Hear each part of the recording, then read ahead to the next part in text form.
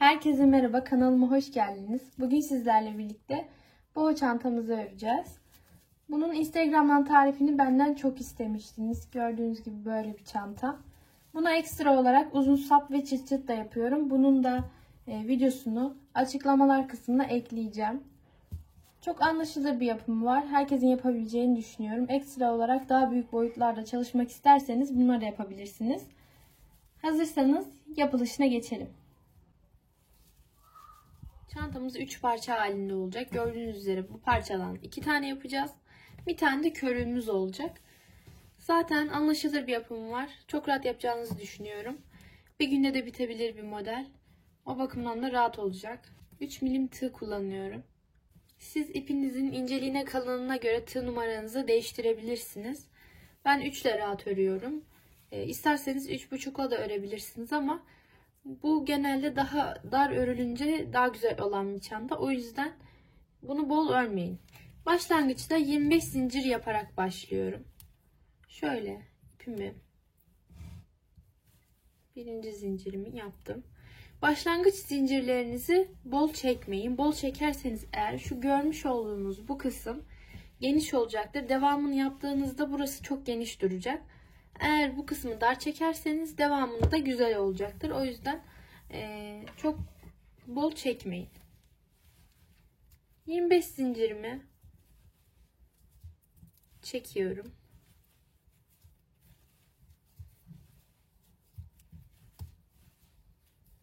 Şimdi bu çantayı eğer daha büyük boyutlarda yapmak isterseniz onu nasıl yapacağınızı da söyleyeyim. 3'ün katları şeklinde ilerlediği için model, İstediğiniz sayıyı belirliyorsunuz. Mesela bunun sayısı aslında 24. 25 zincir çekmemizin sebebi bunu dönüş zinciri olarak son zinciri ayarladık. Yani aslında 24 zincirlik bir model olacak bu. Siz de buna göre ayarlayabilirsiniz. Büyük çantalar yapmak istiyorsanız 3'ün katları olacak bir sayıyı seçin. Sonra bir zincir dönüş zinciri olarak ayarlayın. Sayınızı bu şekilde ayarlayın. Şimdi 25 zincirimi çektim. İlk zincirimin tepesine batmayacağım, yani bunu bırakacağım.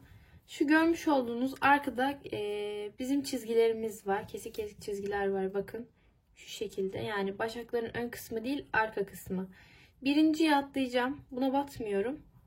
İkincinin arka çizgisinden batıp sık iğne yapıyorum. Gördüğünüz gibi ikincisinin tepesinden, yani arka çizgisinden girip tığımı alıyorum, sık iğne yapıyorum. Bu şekilde teker teker hepsinin arka çizgilerine batıp sık iğne yapacağız.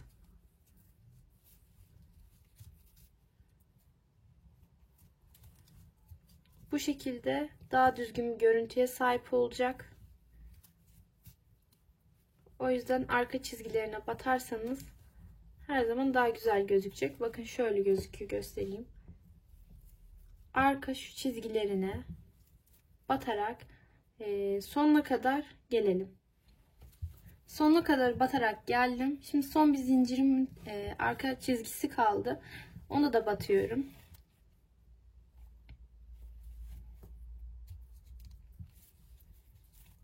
Gördüğünüz üzere 24 tane. Şu tepelerini sayarsanız 24 tane olacak zaten. Ölçümüz bu şekilde olacak. Şimdi dönüşümüze geçelim. 3 zincir çekerek dönüşümüzü yapacağız. Bütün dönüşlerimiz aynı şekilde olacak. 3 zincir çekerek yapacağız bunları.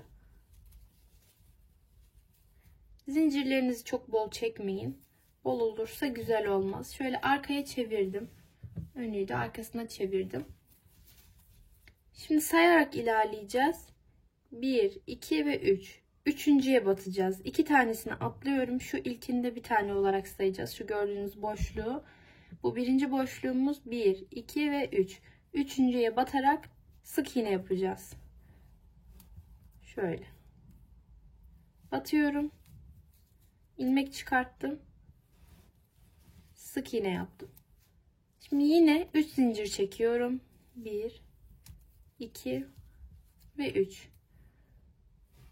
Şimdi önümdeki 2 tanesini atlıyorum. Yani şuraya batmıştık ya, bu önümüzde oluyor artık. 1, 2, 2 tanesini atladım. Üçüncünün içine batarak sık iğne yapacağım yine. Modelin sonuna kadar aynı şekilde devam edeceğiz. Yine 3 zincir çekiyorum. Önümdeki 1, 2, 2 tanesini atlıyorum. Üçüncünün içine batıyorum.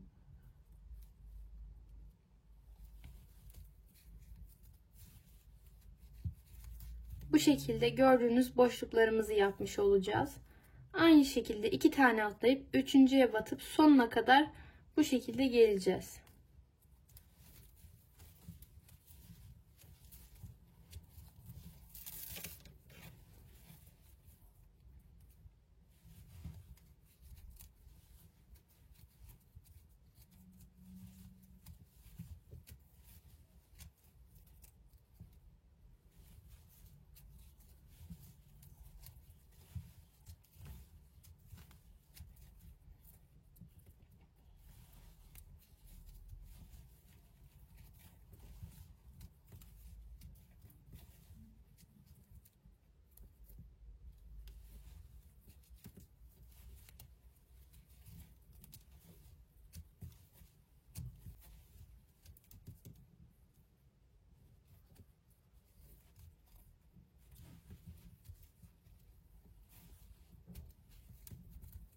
Gördüğünüz gibi sonuna kadar geldim. Toplam 8 tane boşluğumuz olacak. 1, 2, 3, 4, 5, 6, 7 ve 8. Toplam 8 tane boşluğumuz oldu. Şimdi arka tarafa döneceğiz. Dönüşlerimizi hep 3 zincirli yapıyoruz. Şimdi 3 zincirimizi çekiyorum. Örgümüzü çevirdik. Artık direkt şu görmüş olduğunuz boşluklara batacağız. Bunların içine sık iğne yapacağız. Direkt içine girip sık iğne yapıyorum. 3 zincirimi çektim. Gördüğünüz önümdeki bu boşluğa batacağım. Sık iğne yapıyorum. Zaten boşluklara battığımız için şurada görmüş olduğunuz şu çaprazlı görüntü olacak. Yani iki tanesinin arasında bir tane gözüküyor ya, bu şekilde olacak aralara battığımız için. Yine 3 zincirimi çekiyorum. Direkt içine batıyorum. Bu şekilde sıra sonuna kadar ilerleyelim. Sıra sonuma geldim. Sıra sonuna gelince de yine aynı şekilde 3 zincirimi çektim ve direkt gördüğünüz gibi boşluğuma batıp sık iğne yapıyorum. Yine arka sıramıza geçeceğiz. 3 zincir çekiyoruz. Örgümüzü çevirip görmüş olduğunuz boşluklara batmaya devam edeceğiz. Bu şekilde. Zaten modelimiz komple bu şekilde ilerliyor. Şimdi size kaç sıra yapacağımızı söyleyeyim. Bu şekilde dediğim yere kadar geleceğiz. Sonrasında aradaki sık iğnelerimizi yapacağız. Onu nasıl yaptığımızı da göstereceğim. Nerelere battığımızı da göstereceğim. Şimdi burada görmüş olduğunuz ben 6 sıra yapıyorum. Nasıl sayacağımızı da göstereyim. 1, 2, 3, 4, 5, 6. Bu şekilde sayabilirsiniz. Ya da çaprazlama da sayabilirsiniz. 1, 2, 3, 4, 5, 6. Böyle de sayabilirsiniz. 6 sıra ilerledikten sonra, yani 6 tane böyle boşluk olacak. Sonra şu araları nasıl yaptığımı göstereceğim size. Dediğim yere kadar gelelim. Mesela bakın şu an 3. sıradayım. 1, 2, 3. 3. sıradayım. 3'ü bitireceğim. 6'ya kadar geleceğim. Sonra ara kısmını yapacağız. 6 sıramı bitirdim. 1, 2, 3, 4, 5, 6. 6 sıra yaptım. Şimdi aradaki sık iğnelerimizi yapalım. Şöyle direkt arka tarafından başlayacağım. Şurada gördüğünüz bir tane sık iğne yapmıştık en son. Bunun tepesine batarak başlıyorum. Direkt tepesine batıyorum. Bir tane sık iğne yaptım buraya.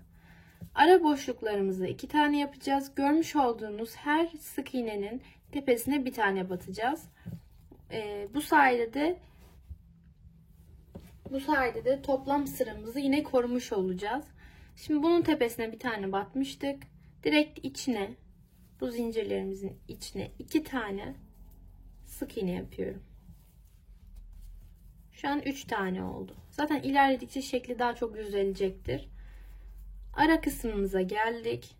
Bir tane sık iğne yapıyorum. Şöyle arada.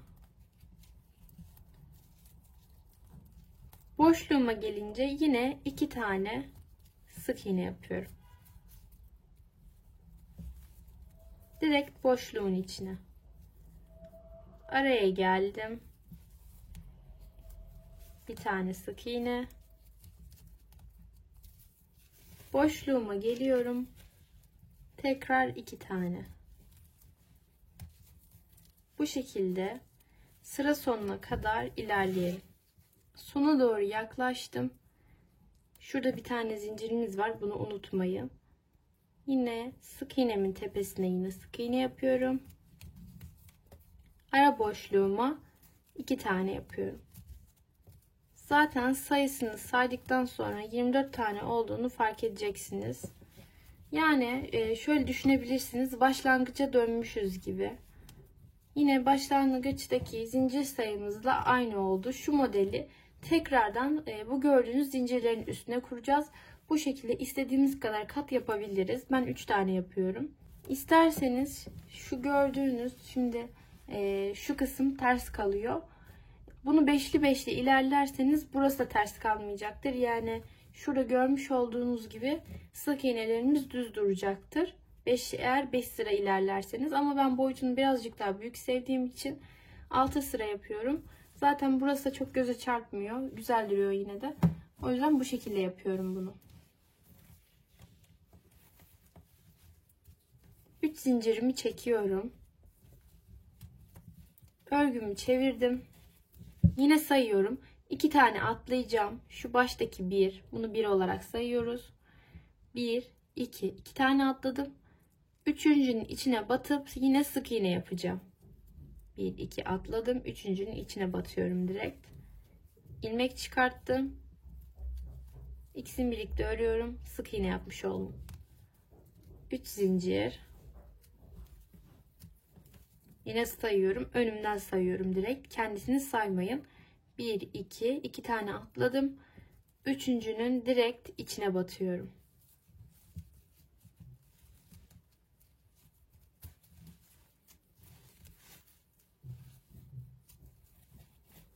Yine önümden 2 tane atlıyorum. Üçüncünün içine batıyorum. Bu şekilde sıramızı tamamlayacağız. Zaten örgü komple bu şekilde ilerliyor. Gördüğünüz şekilde. Alt taraftan yine devam edeceğiz. Yine buraya sıra sonuna kadar geleceğiz. Hepsine tek tek batın. Yani toplam 8 tane boşluk olacak. Bunları sayın. Eksik yapmayın. Her sıramızda 8 tane var. Yani burada da 1, 2, 3, 4, 5, 6, 7, 8.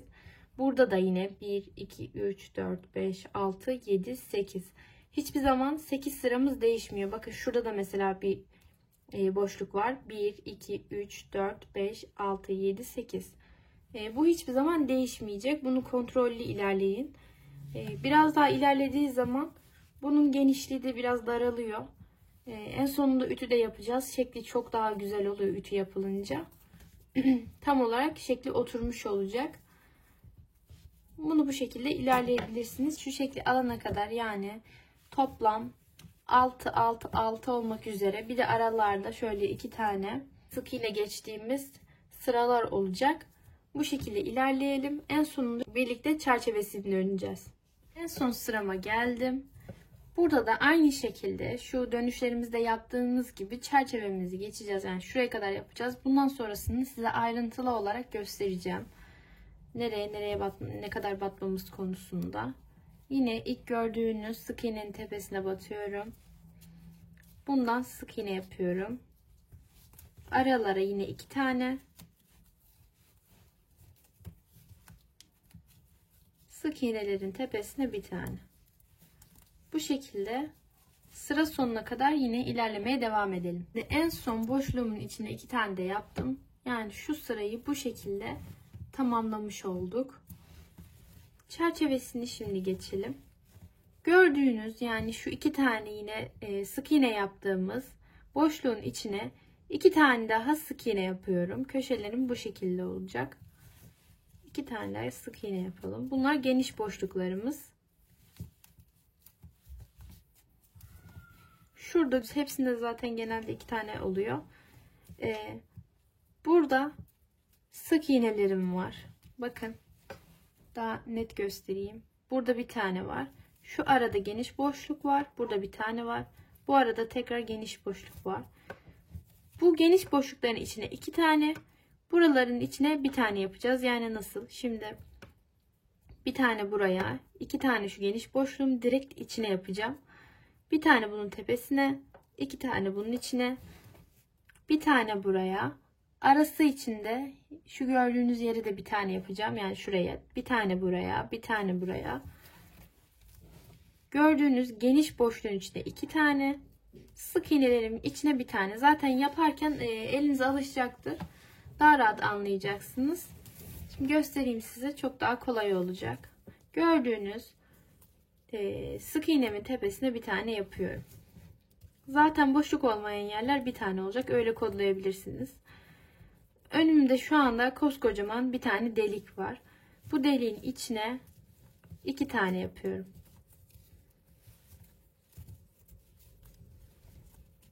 Şu şekilde iki tane yaptım. Önümde şimdi bir tane var. Bir tane sık iğne var. Bunun içine o yüzden bir tane yapacağım.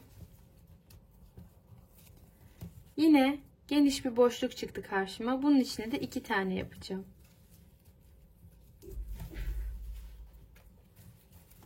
Bir tane yaptım. Bir tane daha yapıyorum. İki tane sık iğne yapmış oldum.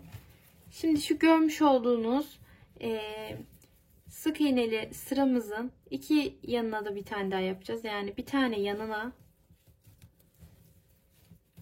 bir tane direkt kendisine şuraya.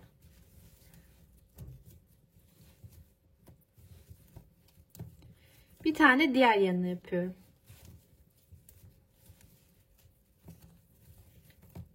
Yine önüme farkındaysanız geniş boşluğum çıktı. Geniş boşluğumun içine iki tane yapıyorum.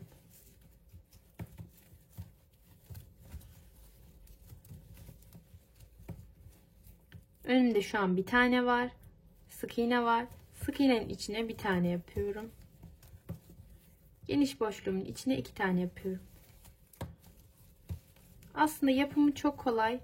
Bir şey ilk kez yaparken tam oturmayabiliyor. Bunu eğer satıyorsanız, yani sürekli yapacaksanız çok daha rahat anlayacaksınız. Yine bir tane yaptım sık iğneme. Şimdi yine bakın burada sık iğneli sıram var. Burada da yaptığımız gibi bunun da yanına bir tane, kendine bir tane, diğer yanına bir tane daha yapacağım. Şuraya bir tane, kendine bir tane, diğer yanına bir tane. Yine önümde sık iğne var. O yüzden sık iğnenin de tepesine bir tane batıyorum. Şu görmüş olduğunuz geniş boşluklarıma iki tane. Zaten her bir bölümde, yani şu bölümlerde geniş boşluklardan iki tane olacak. İki tane olan yerlere iki tane yapacağım. Yani geniş boşluklarıma iki tane yapacağım. Geri kalan önünüze çıkan her yere tek bir tane yapabilirsiniz. Mesela bakın burada bir tane var. O yüzden bir tane yapalım. Yine geniş boşluğum karşıma çıktı. Yani burası. Bunun ucuna, bunun içine iki tane yapıyorum. Şimdi bu dönüş kısmımıza geldik. Yine önümde bir tane sık iğne var. Bunun direkt kendisine yaptıktan sonra şu gördüğünüz sıranın da başına direkt şöyle içinden bir yerden girip buraya da sık iğne yapacağız. Yaptım. Şimdi dönüşümüzü yapalım. Şöyle başak şeklinde zaten gözüküyor kenarlarımız. En son başak da şurada. Benimki şurada. Siz de kendinizinkisini bulun. Bakın burada toplam zaten 24 tane var. Sayarsanız da en son hangi şuradaki, yani başaklar 24 tane olmalı. 24.'ye saydığınızda buraya 2 tane sık iğne yapacağız. Bunu dönüş için yapacağız. Şu an dönüşünü yapıyorum. Bir tane daha aynı deliğe girip yine bir tane daha yapıyorum. Dönüşümüzü yapmış olduk. Gördüğünüz üzere sık iğnem döndü. Şimdi tam düz gidebileceğim bir şekilde oldu. Gördüklerinizin hepsinin tepesine birer tane yaparak sıra sonuma kadar, yani bir dahaki dönüş noktama kadar bu şekilde ilerleyeceğim. Hepsine bir tane batarak ilerleyebilirsiniz. Köşeme doğru yaklaştım. 3 tane tepe boşluğum kaldı gördüğünüz üzere. 3 tane başak kaldı burada. Bunların da hepsine batacağım. En sonuncuya 2 tane yapacağım. Bu da dönüş için olacak. Artı bir tane. Dönüş için sık iğne yapıyorum. Yaptım. En sonuncuya da 2 tane yapalım. Bunu da şu gördüğünüz ipi araya gizleyerek ilerleyeceğiz. Eğer gizleyemiyorsanız da en son zaten gizleyebilirsiniz. Çok sorun değil bu. Şöyle 2 tane en sonuncuma yaptım. Burada bunu dönüş için yaptım. Şimdi görmüş olduğunuz şuraya bir tane yapacağım. Yine burada da her sıramda 2 tane büyük boşluğum var. Aynı üst tarafta yapmış olduğumuz gibi. Buralara teker teker batacağız. Yani bir tane buraya, bir tane buraya, bir tane buraya. Şuraya gördüğünüz üzere bakın. Çok büyük bir boşluk var. Buraya 2 tane, buraya bir tane, yine buraya 2 tane. Bir tane, bir tane, bir tane. Şuraya yine 2 tane. Yani zaten kendini çok belli ediyor. Onu siz de örerken anlayacaksınız. Şimdi bir tane yapalım buraya. Bu şekilde ilerliyorum. Bir tane bu önümdeki boşluğa yapıyorum. Sonra şuradakine de bir tane. Şimdi beni geniş boşluğum karşıladı. Buraya da 2 tane yapacağım. Üst tarafta yapmış olduğum gibi. Bunu bakın şöyle arada bıraktım. Gitgide gizleniyor. Birazcık gizledikten sonra sizi rahatsız etmemesi için kesebilirsiniz. Mesela şu an kesebilirim bunu. Keselim.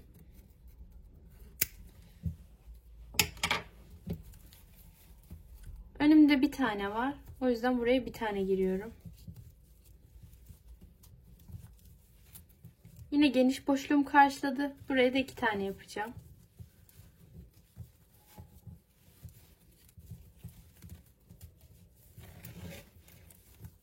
Yine bakın şu kısma geldik. Sık iğneli kısma. Bunun da diğer taraflarda yaptığım gibi yan taraflarına bir tane, kendine de bir tane yapacağım. Yani şurayı bir, buraya da bir,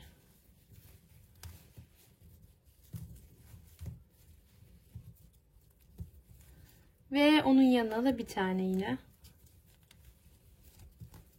Görmüş olduğunuz gibi böyle oluyor. Yine geniş boşluğum karşıladı beni. Buraya 2 tane yapacağım.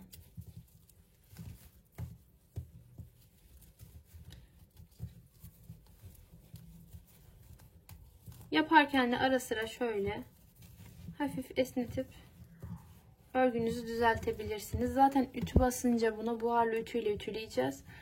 Çok daha güzel olacak. Yani şu anki kırışıklıklarından eser kalmıyor. Bir tane yaptım. Yine geniş boşluğum karşıladı.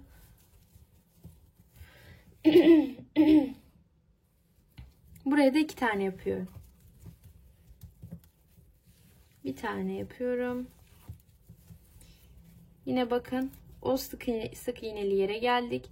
Buraya da kendine bir, yanlarına bir tane yapacağım. Bir buraya. Bir buraya. Bir de buraya. Yine bir tane sık iğneli yer karşıladı. Buraya da bir tane. Şu gördüğünüz geniş boşluklara 2 tane.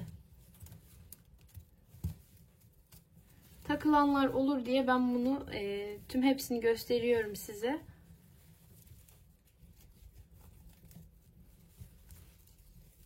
Buraya bir. Yine geniş boşluğuma 2 tane.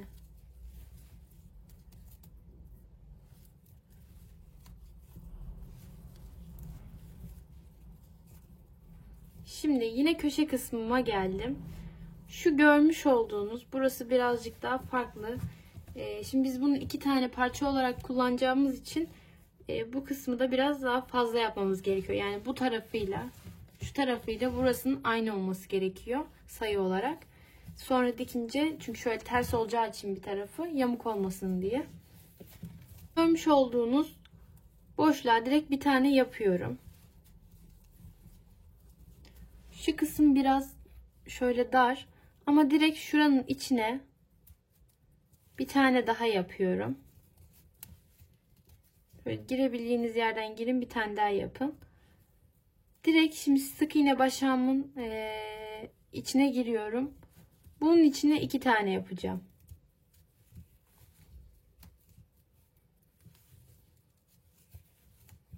Şöyle 2 tane yapıyorum buraya. Geri kalanı zaten aynı şekilde devam ediyor. Dümdüz bir şekilde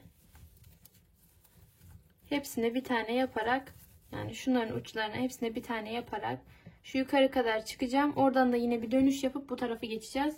Dönüşü nasıl yaptığımı da sizlere göstereceğim.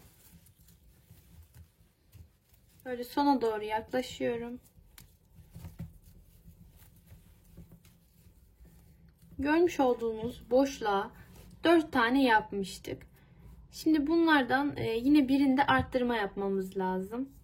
Boşluğa yaptığımız, yani 1, 2, 3, 4 bunları yapmıştık. Şu görmüş olduğunuz 1, 2, ikincisinin içine 2 tane sık iğne yapacağız. Bu arttırmamız olacak. Şöyle bir tane daha yaptık. Şimdi bunu düzledik. Bunun içine dönmek için bir tane daha yapıyoruz. Yani 2 tane oluyor. Şöyle. Ardından buradan yine bu tarafa dümdüz hepsinin içine bir tane bata bata geliyorum. Şimdi en son noktayı göstereceğim size. Onu da yapacağız ve temiz bir bitiş yapacağım. Şöyle en sonuncuyu şuna da battım ve şurada arttırma yaptığımız bir yer vardı. Yani 2 tane battığımız. Bakın şöyle anlaşılıyor zaten. Bir yerden 2 tane çıkmış. Burada en sonuncu, yani ilk arttırma yaptığımız yeri, oraya da girip sık iğnemi yapıyorum. Şöyle düzlediğimizde tamam gözüküyorsa zaten bakın dümdüz gözüküyor. Artık ipimizi kesebileceğimiz noktaya geldik demektir. Pay bırakıp şu kadar falan yeterli. Kesiyorum. Nasıl temiz bir şekilde kapattığımızı da göstereyim. Şurada en son böyle bırakmıştım. Bunu şöyle asılıp içinden çıkartıyorum. Sonrasında ilk önce arka kısmından öne doğru, yani şu ilk başağımın içinden tığımı geçiriyorum. Böyle ipimi oradan alıp direkt ipimi içinden geçiriyorum. Geçirdim. Bunu da bu şekilde öne doğru alacağım. Şu ilk sık iğnemin, yani bakın şu içinden geçirdiğimizde şu an yeniden bir başak yapacağız buraya, temiz bir görüntü olsun diye. Sık iğnemin tepesinden girip bunu direkt tam orta noktasından, bakın şöyle içinden geçiriyorum. Gördüğünüz üzere bir tane başak yapmış olduk. Yani temiz bir görüntüsü oldu. Bunu sayacağız. Körüğünü yaparken de buna göre yapacağız. Bunu şöyle geçiriyorum. İpi de onun içinden geçiriyorum. Şöyle. Bunun körüğünün birleştirmesini, yani şu yan kısımlarının birleştirmesini yaparken size ayrıntılı olarak onu da göstereceğim. Bunu tersten ütüleyeceğiz. Buharlı ütüyle. Ters çevirip direkt şöyle elinizle düzelte düzelte bunu ütüleyebilirsiniz. Ütülenmiş halde böyle gözükecek. Farkını şöyle göstereyim. Bu şu an fazla düz durmuyor. Tam olarak dümdüz durmasını istiyorsanız ütülemeniz gerekiyor bunu. Bundan 2 parça yapacağız. Aynısından bir parça daha örün. Sonrasında körüğünü yapacağız. Şimdi körüğünü yapmaya geçelim. Parçamı ütüledim, geldim. Şimdi size nasıl sayısını sayacağımızı ve kenar kısımlarını, yani körük kısımlarını nasıl yapacağımızı göstereceğim. Şöyle benim 2 tane ilmek belirleyicim var. Buna pek ihtiyacınız da yok ama sayarken size göstermek için kullanacağım. En son şurada bir yaptığımız bir başak vardı. Sonradan yaptığımız başak. Buna ilmek belirleyicimi takıyorum. Şöyle taktım bunu. Şu şekilde olacak.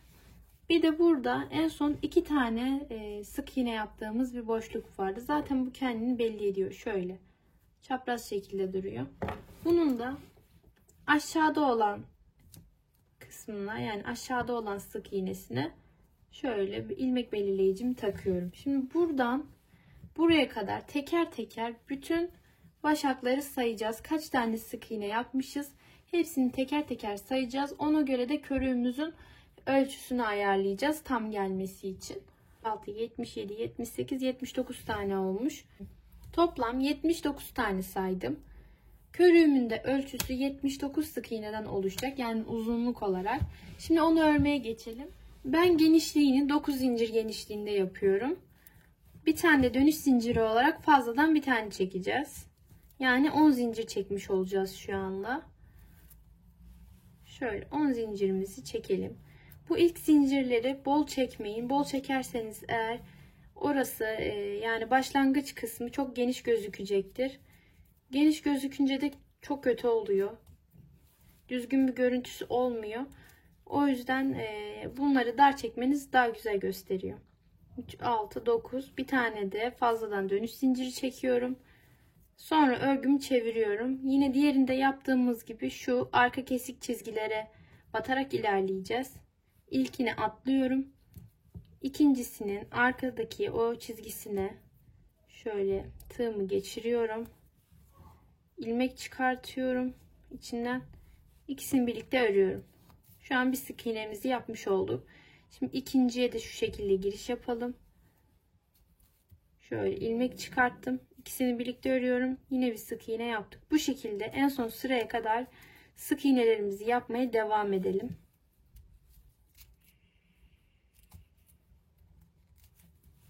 Şöyle en sonuncuya da batıyorum.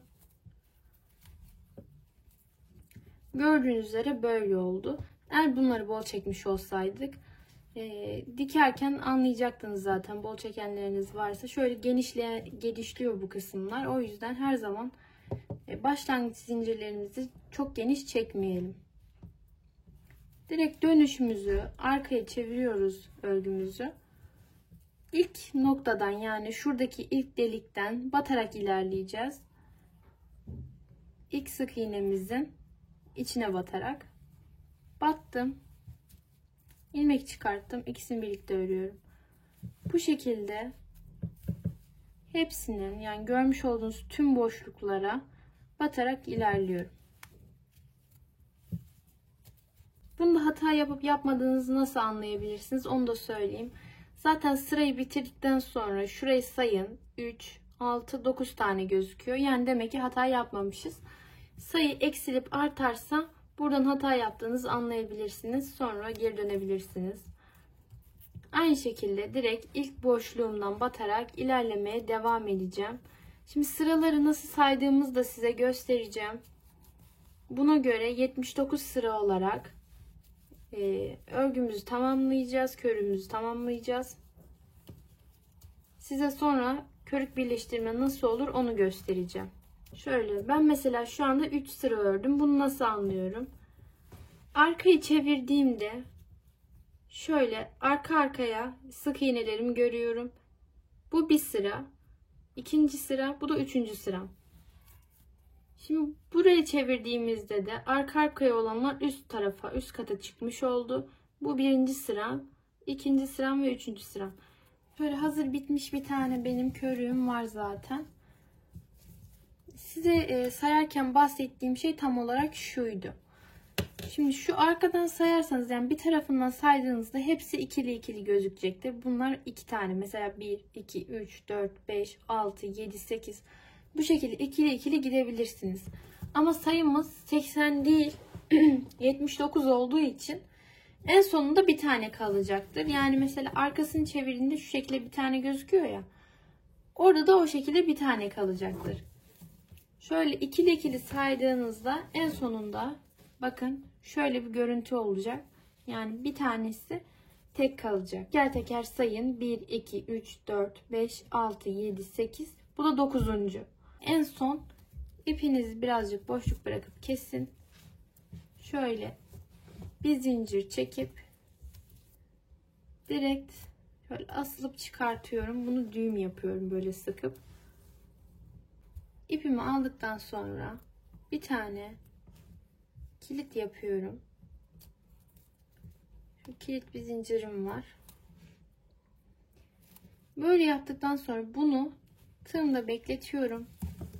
Şimdi şunu şuradan çıkartalım. Gördüğünüz en son yaptığımız başağın tepesinden giriyorum. Şunu da araya gizleyeceğiz. Böyle bakın. Tığımın üstüne alıyorum bunu da. Görmüş olduğunuz, şimdi bunlar 2 tane olarak söylemiştim size. Bu 1, bu 2. Yani 2 kere batacağız şuralara. Diyelim şu birinci boşluksa şu ikinci boşluk. Bu üçüncü boşluksa bu dördüncü boşluk. Bu şekilde boşluklara bata bata ilerleyeceğiz. Şunu araya alalım. Yukarıda kaldı. Şöyle boşluğumu batırıyorum. Şöyle ipimi tutayım. Şuradan ipi alıp boşluktan geçiriyorum. Bu gördüğünüz ipi de araya gizleyeceğim. Yine aynı şekilde bu ikisini elimde tutarak ilerleyeceğim. Böyle. Şimdi bunu sık iğne yapalım.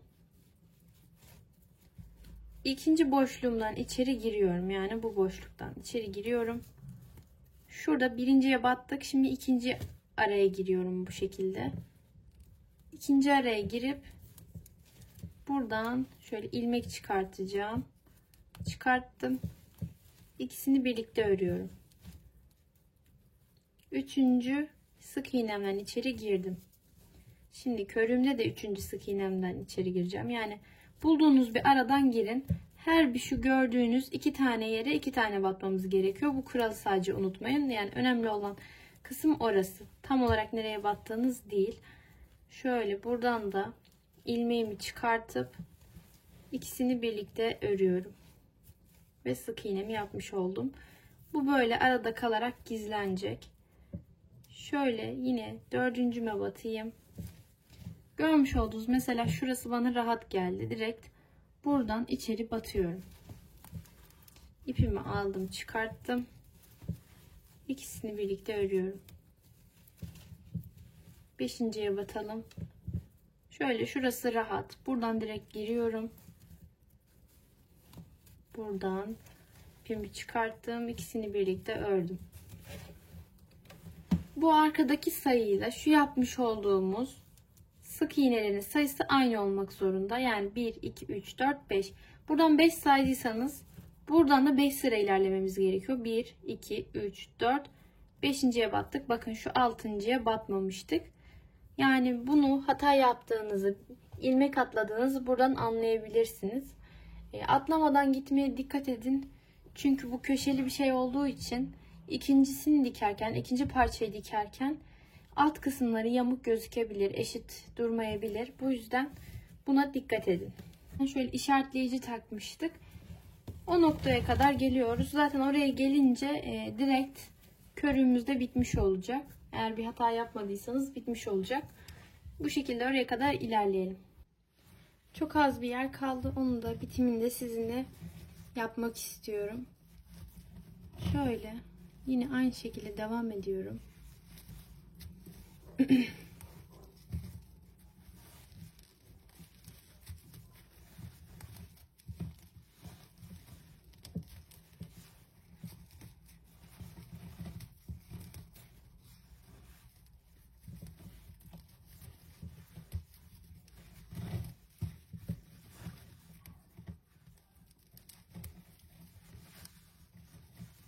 En son noktama da batıp ilmek çıkarttıktan sonra bir zincir çekiyorum. Biraz pay bırakıp şöyle bunu buradan çıkartalım. Bunu bu şekilde körünü yapmış oldum. Aynısını arka kısımda da anlattığım şekilde birleştireceğiz. Bunu da ben size nasıl hemen gizlediğimi göstereyim. Bunu. Etamin iğnem var. Bunu yani şu parçamızı etamin iğneme geçireceğim.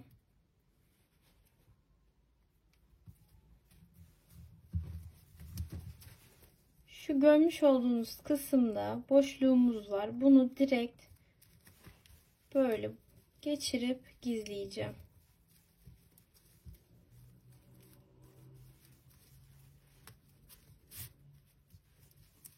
Böyle biraz daha aşağı kadar yürütelim. Aşağıya kadar yürütelim.